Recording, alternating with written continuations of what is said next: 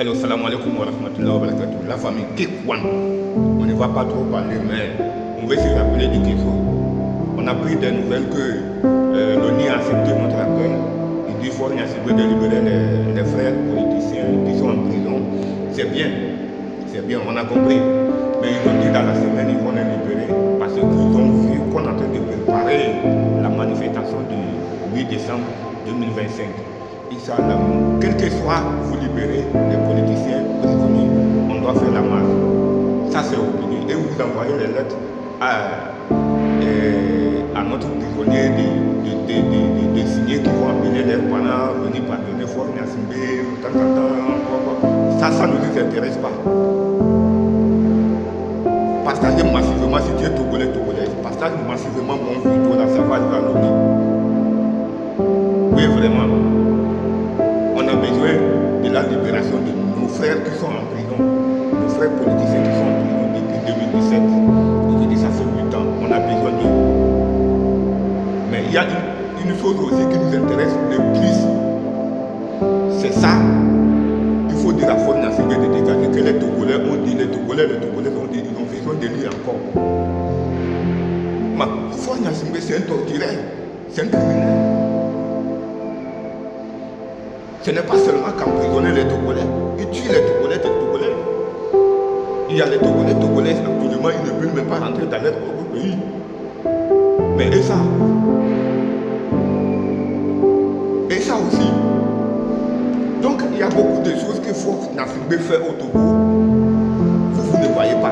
C'est nous qui va prouver. C'est nous c'est nous qui a déposé Fort là-bas. C'est nous qui disons qu'on a besoin de lui encore. Donc,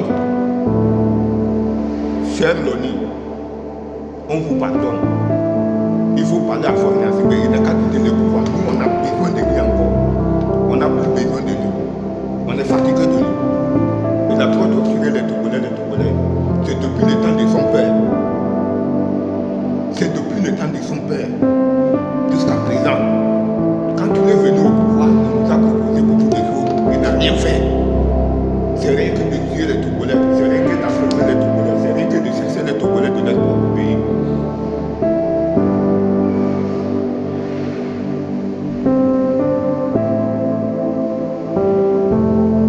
Mais il faut demander pourquoi eux, quand ils sont malades, ils se soignent ailleurs.